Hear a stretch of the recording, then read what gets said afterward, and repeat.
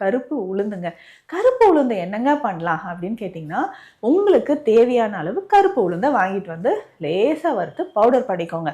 இப்போ 1/2 கிலோ கருப்பு உளுந்து இருக்குன்னு வச்சுக்கோங்களேன். இதனோட வேற என்னென்ன சேர்க்கலாம் அப்படின்னு கேட்டிங்கன்னா, இதுதான் சீக்ரெட்.